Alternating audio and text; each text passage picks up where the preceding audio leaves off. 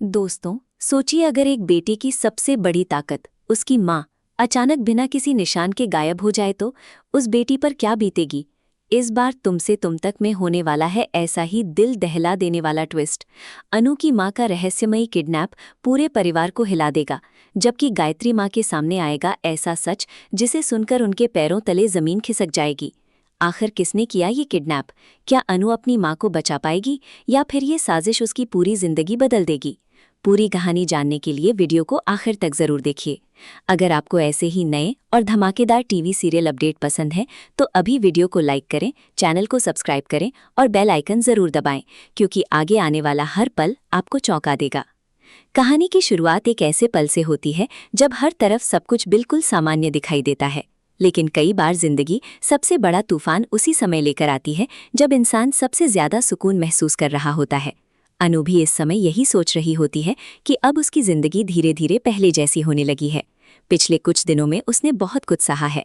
कभी रिश्तों ने उसे दर्द दिया, कभी अपने ही लोगों ने उसका भरोसा तोड़ा, तो कभी हालात ने उसे ऐसे मोड़ पर लाकर खड़ा कर दिया जहां उसे हर कदम सोच समझ कर रखना पड़ा। लेकिन इन सब के बीच अगर कोई हमेशा उसके साथ खड़ा रहा तो वो उसकी माँ थी। अनु की माँ ने हर मुश्किल में अपनी बेटी का साथ दिया। जब पूरी दुनिया ने अनु पर सवाल उठाए तब भी उसकी माँ ने उसका हाथ नहीं छोड़ा। यही वजह थी कि अनु अपनी माँ को अपनी सबसे बड़ी ताकत मानती थी। उस दिन भी अनु अपनी माँ से मिलने की तैयारी कर रही थी। उसने सुबह जल्दी उठकर उन्हें फ़ोन किया, लेकिन फ़ोन नहीं लगा। पहले तो उसे लगा कि शायद नेटवर्क की परेशानी होगी। उसने दोबारा फ़ोन किया, फिर तीसरी बार किया, लेकिन हर बार वही जवाब मिला कि फ़ोन बंद है। अनु को थोड़ा अजीब ज़रूर लगा, लेकिन उसने खुद को समझाया कि शायद माँ किसी काम में होंगी। वो मुस्कुराकर अपने दिन की शुरुआत करने की कोशिश करती है, लेकिन उसके मन में एक छोटी सी बेचैनी लगातार बनी रहती है। उसे बार बार ऐसा महसूस होता है कि कुछ ठीक नहीं है। कई बार दिल ऐसी बात पहले ही समझ जाता है जिसे दिमाग बाद में मानता है। इधर घर में भी माहौल थोड़ा अलग नजर आने लगता है। गायत्री माँ पूजा खत्म करके बाहर आती हैं। उनके चेहरे पर हमेशा की तरह शांति होती है, लेकिन आज न जाने क्यों उन्हें भी एक अजीब सी घबराहट महसूस होती है। वो बार बार दरवाजे की तरफ देखती हैं, जैसे किसी का इंतजार कर रही हों। उन्हें खुद समझ नहीं आता कि आखिर उनके मन में इतनी बेचैनी क्यों है। वो भगवान के सामने हाथ जोड़कर बस यही कहती हैं कि सब कुछ ठीक रहे। उधर अनु अपनी माँ के घर जाने का फैसला करती है। उसे लगता है कि फ़ोन नहीं लग रहा है, इसलिए जाकर मिल लेना ही सही रहेगा। रास्ते भर उसका मन कई तरह के सवालों से भरा रहता है। वो सोचती है कि आखिर माँ ने फ़ोन बंद क्यों किया होगा। क्या उनकी तबीयत खराब है? क्या किसी ज़रूरी काम में फंस गई हैं? या फिर कोई और बात है जो उसे अभी तक नहीं पता। जितना वो खुद को शांत करने की कोशिश करती है, उतनी ही उसकी बेचैनी बढ़ती जाती है। कुछ देर बाद अनु अपनी माँ के घर पहुंचती है, लेकिन वहां पहुंचते ही उसके कदम रुक जाते हैं। घर का दरवाज़ा खुला होता है, अंदर बिल्कुल सन्नाटा पसरा होता है। वो आवाज़ लगाती है, माँ माँ, आप कहाँ हैं? लेकिन कोई जवाब नहीं आता। वो पूरे घर में उन्हें ढूंढती है, हर कमरा देखती है, रसोई, आंगन, कमरा, छत, लेकिन उसकी माँ कहीं दिखाई नहीं देती। अनु का दिल तेजी से धड़कने लगता है। अब उसे समझ नहीं आता कि आखिर हुआ क्या है। इतने में पड़ोस की एक महिला वहां आती है। वो अनु को परेशान देखकर कहती है कि सुबह उन्होंने उसकी माँ को घर से बाहर जाते हुए देखा था। उनके साथ कोई आदमी भी था। पहले तो उन्हें लगा कि शायद कोई जान पहचान वाला होगा, इसलिए उन्होंने ज्यादा ध्यान नहीं दिया, लेकिन उसके बाद से उन्होंने उन्हें वापस आते नहीं देखा। ये बात सुनते ही अनु के पैरों तले जमीन खिसक जाती है। उसके मन में डर और बढ़ जाता है। वो बार बार सोचने लगती है कि आखिर वो आदमी कौन था, उसकी माँ उसके साथ क्यों गई? अगर वो कोई अपना था तो उन्होंने अनु को बताया क्यों नहीं? अनु तुरंत अपनी माँ के फ़ोन पर फिर कॉल करती है, लेकिन इस बार भी वही जवाब मिलता है कि फ़ोन बंद है। अब उसकी आंखों में डर साफ दिखाई देने लगता है। वो खुद को संभालने की कोशिश करती है, लेकिन उसका दिल मानने को तैयार नहीं होता कि सब कुछ ठीक है। उसे पहली बार लगता है कि शायद उसकी माँ किसी बड़ी मुसीबत में है। इसी बीच गायत्री माँ को भी अनु की परेशानी का पता चलता है। वो तुरंत उसके पास पहुंचती हैं।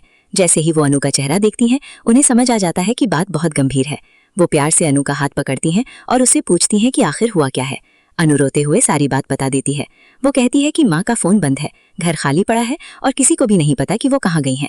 गायत्री माँ उसे शांत रहने के लिए कहती हैं। वो समझाती हैं कि बिना पूरी बात जाने किसी नतीजे पर नहीं पहुंचना चाहिए, लेकिन उनके अपने चेहरे पर भी चिंता साफ दिखाई देती है। उसी समय यशवर्धन भी वहां पहुंच जाता है। वो अनु की हालत देखकर हैरान रह जाता है। उसे पहली बार महसूस होता है कि मामला सिर्फ एक गायब होने का नहीं है, कुछ ऐसा है जो धीरे धीरे बहुत बड़ा रूप ले सकता है। वो तुरंत आसपास के लोगों से पूछताछ शुरू करता है। हर किसी से एक ही सवाल करता है कि क्या किसी ने अनु की माँ को देखा था, लेकिन किसी के पास कोई साफ जवाब नहीं होता। हर व्यक्ति अलग अलग बात कहता है। कोई कहता है कि सुबह उन्हें जल्दी में जाते देखा था, कोई कहता है कि वो किसी से फ़ोन पर बात कर रही थी, लेकिन किसी को ये नहीं पता कि वो आखिर गई कहाँ। अनु अब पूरी तरह टूटने लगती है। उसके मन में एक के बाद एक बुरे ख्याल आने लगते हैं। उसे याद आता है कि पिछले कुछ दिनों से कई ऐसे लोग उसके खिलाफ थे जो उसे किसी भी कीमत पर परेशान करना चाहते थे। क्या उन लोगों ने उसकी माँ को निशाना बनाया है? क्या ये सब उसे डराने के लिए किया गया है, या फिर कोई पुरानी दुश्मनी अब सामने आ रही है? हर सवाल के साथ उसका डर और बढ़ जाता है। गायत्री माँ अनु को गले लगाकर कहती है कि वो अकेली नहीं है, पूरा परिवार उसके साथ है। चाहे जो भी सच हो, सब मिलकर उसका सामना करेंगे। लेकिन उनके दिल में भी यही डर बैठ चुका होता है कि अगर ये सचमुच किसी की सोची समझी चाल है तो आने वाले दिन बहुत मुश्किल होने वाले हैं। उधर आर्य भी इस खबर के बारे में सुनता है। पहले तो उसे भरोसा नहीं होता, लेकिन जब उसे पता चलता है कि अनु की माँ कई घंटों से लापता है और उनका कोई पता नहीं चल रहा, तो वो भी सोच में पड़ जाता है। उसके मन में एक ही सवाल घूमने लगता है कि आखिर किसे अनु से इतनी दुश्मनी हो सकती है कि वो उसकी माँ तक पहुंच जाए। आर्य अपने पुराने अनुभवों को याद करता है। उसे लगता है कि ये कोई साधारण घटना नहीं है, इसके पीछे जरूर कोई ऐसी ताकत है जो बहुत सोच समझकर हर कदम उठा रही है। दिन धीरे धीरे आगे बढ़ता जाता है, लेकिन अनु की माँ का कोई सुराग नहीं मिलता। हर बीतता मिनट अनु के लिए एक साल जैसा लगने लगता है। वो बार बार भगवान से प्रार्थना करती है कि उसकी माँ जहाँ भी हो सुरक्षित हो, लेकिन उसके मन की घबराहट कम होने का नाम नहीं लेती। तभी अचानक उसका फोन बजता है। फोन पर कोई नाम नहीं दिख रहा होता, सिर्फ एक अनजान नंबर। अनु कुछ पल के लिए रुक जाती है। उसका दिल बहुत तेजी से धड़कने लगता है। उसे ऐसा महसूस होता है कि शायद इस फोन कॉल में उसकी जिंदगी का सबसे बड़ा सच छिपा हुआ है। कांपते हुए हाथों से वो कॉल उठाती है। दूसरी तरफ कुछ सेकंड तक पूरी खामोशी रहती है। फिर एक भारी आवाज सुनाई देती है, अगर अपनी माँ को सही सलामत देखना चाहती हो तो किसी पर भरोसा मत करना और जो कहा जाए वही करना। फोन के दूसरी तरफ से आई वो भारी आवाज सुनते ही अनु के हाथ कांपने लगते हैं। कुछ पल के लिए उसकी सांस जैसे रुक जाती है। वो घबराई हुई आवाज में कहती है, तुम कौन हो? मेरी माँ कहाँ है? अगर मेरी माँ को कुछ भी हुआ तो मैं तुम्हें कभी नहीं छोड़ूंगी। लेकिन सामने वाला आदमी बिल्कुल शांत रहता है। वो हंसते हुए कहता है, धमकी देने की गलती मत करना। इस समय तुम्हारी माँ हमारी पकड़ में है। उनकी हर सांस अब तुम्हारे फैसले पर टिकी हुई है। अगर उन्हें जिंदा देखना चाहती हो तो वही करना जो हम कहेंगे। अनु की आंखों से आंसू बहने लगते हैं। उसका दिल बार बार यही कह रहा होता है कि किसी तरह अपनी माँ की आवाज़ सुन ले। वो रोते हुए कहती है, मुझे एक बार मेरी माँ से बात करवा दो, बस एक बार उनकी आवाज़ सुननी है। कुछ सेकंड तक फिर खामोशी छा जाती है। इसके बाद फोन पर किसी महिला के हल्के हल्के रोने की आवाज़ सुनाई देती है। अनु तुरंत पहचान जाती है कि ये उसकी माँ की ही आवाज़ है। वो जोर से पुकारती है, माँ माँ, आप ठीक है ना? लेकिन तभी किसी के डांटने की आवाज़ आती है और फ़ोन फिर से उस आदमी के हाथ में चला जाता है। वो आदमी सख्त लहजे में कहता है, अब तुम्हें यकीन हो गया होगा कि हम मजाक नहीं कर रहे। अगर तुमने पुलिस को बताया या घर के किसी भी सदस्य को पूरी बात बताई तो सबसे पहले नुकसान तुम्हारी माँ का होगा। याद रखना, हमारी नज़र हर समय तुम पर है। इतना कहकर वो फ़ोन काट देता है। कॉल खत्म होते ही अनु वहीं ज़मीन पर बैठ जाती है। उसके चेहरे का रंग उड़ चुका होता है। उसे समझ नहीं आता कि वो किस पर भरोसा करे और किससे मदद मांगे। गायत्री माँ और यशवर्धन अनु की तरफ बढ़ते हैं। दोनों उसके चेहरे की हालत देखकर समझ जाते हैं कि फ़ोन पर कोई बहुत बड़ी बात हुई है। गायत्री माँ प्यार से उसके सिर पर हाथ फेरते हुए पूछती हैं, बेटा किसका फ़ोन था? क्या किसी ने तुम्हारी माँ के बारे में कुछ बताया? अनु कुछ पल तक चुप रहती है। उसे अपहरण करने वाले की बात याद आती है कि अगर उसने किसी को बताया तो उसकी माँ की जान खतरे में पड़ जाएगी। वो चाहकर भी पूरी सच्चाई नहीं बता पाती। वो सिर्फ इतना कहती है कि शायद कोई गलत नंबर था।